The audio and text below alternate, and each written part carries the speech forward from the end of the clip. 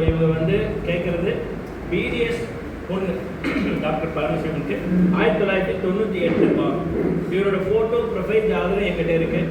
யாருக்கு வேணுமோ, suppose BDS இல்லைன்னா வேறு என்ன அடுத்த சான்ஸ் எம்பிபிஎஸ், அப்புறம் அடுத்து இல்லைன்னா அதுக்கப்புறம் யோசிக்கலாம். ஓகே, வேறு ஏதாவது கண்டிஷன்ஸ்? வேறு ஏதாவது கண்டிஷன்? சைவப்பிள்ளை பையன் ஒரே பையன் தான். சைவமா இருக்கும். சொந்த வீடு இருக்கா? சொந்த வீடு இருக்கு. நல்ல வசதியான ஒரு ஃபேமிலியில இருந்து இந்த பையன் வந்திருக்காரு. ஒரே பையன் பையன் அப்படிங்கிறது ரொம்ப இம்பார்ட்டன்ட். ஓகே, ஸோ நீங்க இருக்கிற இடம் மூளைக்கருப்பட்டி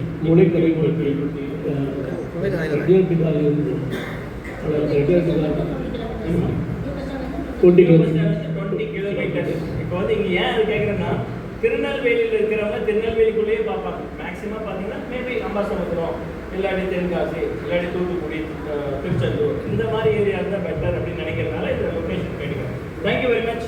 ரொம்ப நல்லா இன்ட்ரடியூஸ் பண்ணீங்க. ரொம்ப சந்தோஷம். தேங்க்யூ.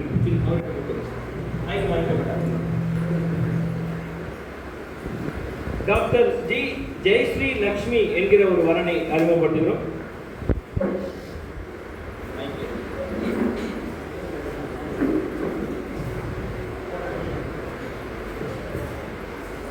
அனைவருக்கும் காலை வணக்கம். இந்த நிகழ்ச்சியை சிறப்பாக நடத்தி கொண்டிருக்கும் சங்கர் கணேஷ் சார் அவர்களுக்கும் இந்த நிகழ்ச்சியின் சார்பாக என் நன்றியை தெரிவித்துக் கொள்கிறேன். என்னுடைய சொந்த ஊர் வந்து தூத்துக்குடி. நான் கல்யாணம் பண்ணி வந்தது. என்னுடைய பிறந்த ஊர் வந்து திருநெல்வேலி. என்னுடைய பொண்ணு வந்து டாக்டர் ஜெயஸ்ரீ லக்ஷ்மி இப்போ இன்டர்ன்ஷிப் பண்ணிகிட்டு இருக்கிறா. சேலம் விநாயகா மிஷனில் பண்ணிகிட்டு இருக்கா. இந்த நவம்பரில் தான் முடிச்சு வரா. அவளுக்கு 23 இயர்ஸ் முடிஞ்சு 24 இப்போ இந்த ஆகஸ்டில் தான் ஆரம்பிச்சது. அவளுக்கு கூட பிறந்தது ஒரு அண்ணன்.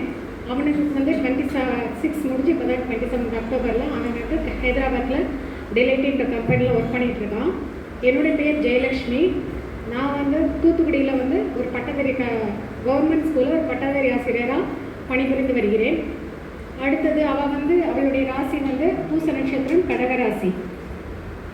டேட் ஆஃப் பர்த் வந்து 7/8/2002. பார்க்குறதுக்கு உங்களுக்கு அவளை கண்ணெல்லாம் பிடிச்சிடும். ரொம்ப நல்ல சாஃப்டான டைப்பு தான். ஒரு டாக்டர்லேயே ஒரு 2-3 மெடல் அவளை வாங்கிட்டா. அவளுக்கு வந்து எனக்கு ஒரே ஒரு இது என்ன அப்படின்னா, என் பிடிஎஸில் எனக்கு கிடைச்சாங்கன்னா ரொம்ப நல்லாயிருக்கும். ஒரே ஒரு ரெக்வெஸ்ட் மட்டும்தான். அவள் எதுக்காக நான் இப்போ அவளை கல்யாணம் பண்ணி வைக்கிறேன் அப்படின்னா, அவளுக்கு எம்பிஎஸ் படிக்கணும்னு ஆசை. அவள் எம்பிஎஸ் படிச்சுட்டா அப்படின்னா அவளுக்கு அடுத்து அவங்க அண்ணன் இருக்கிறான். அவளுக்கு 3 வயசு வித்தியாசம். அவனுக்கு லேட் ஆகிடும். அதுக்காக தான் அவள் எம்பிஎஸ் படிக்கிறதுக்கு முன்னாடி அவளுக்கு மேரேஜ் பண்ணிவிட்டு எம்பிஎஸ் அவள் படிக்க வைக்கணுங்கிறது என்னுடைய சின்ன ரெக்வெஸ்ட்டு. அதுக்கு முழு ஒத்துழைப்பு நான் கண்டிப்பாக தருவேன். அவளுக்கு எந்த காலேஜில் கிடைச்சாலும் அந்த செலவுக்கான இதை வந்து நான் கண்டிப்பாக ஏற்றுப்பேன். உங்களுக்கு வந்து வேறு நாங்கள் ஃபுல்லாக சைவ பிள்ளை மாதிரி தான். எங்கள் சாருடைய ஊர் தூத்துக்குடி தான். எனக்கு எங்கள் சார் வந்து கொரோனாவில் வந்து இறந்துட்டாங்க ஒரு 3 இயர்ஸ் பேக். அவங்க வந்து மச்சோட ஷிப்பிங் மேலே அக்கௌண்ட்ஸ் மேனேஜராக இருந்தாங்க. அவங்க பேர் கோமேஷங்க. வேறு எதுனாலும் நீங்கள் வந்து என்கிட்ட வந்து ஃப்ரீயாக எதுனாலும் நீங்கள் கேட்கலாம். நானும் எதுக்குனாலும் நான் வந்து தயாராக இருக்கிறேன்.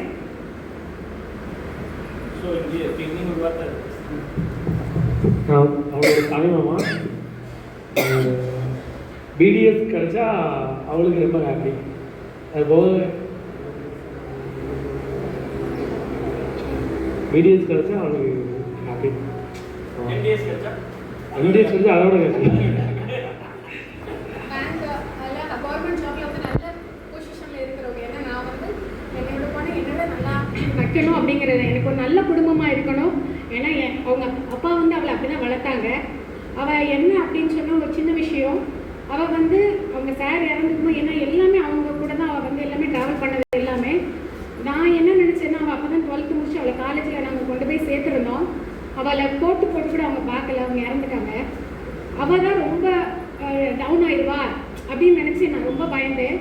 ஆனால் அவள் தான் வந்து என்னையும் என் பையனையும் எழுப்பி கூட்டிகிட்டு வந்த ஒரு தைரியம் அவள்கிட்ட இருந்துச்சு. ஏன்னா அவள் படித்தது எல்லாமே கோலிக்கிற ஆங்கிலோ இண்டியனில். அங்கே பார்த்தீங்கன்னா 12 வருஷம் படித்தா.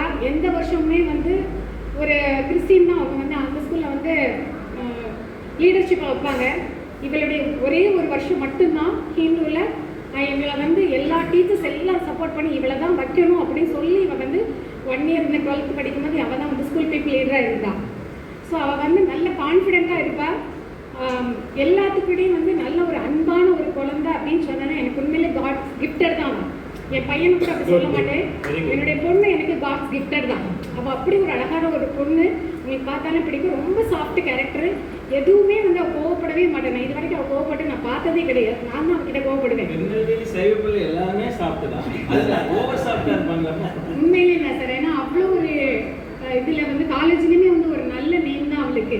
அதனால என் பொண்ணுங்கிறது வந்து எனக்கு ரொம்ப கிஃப்டட் தான். Thank you so much.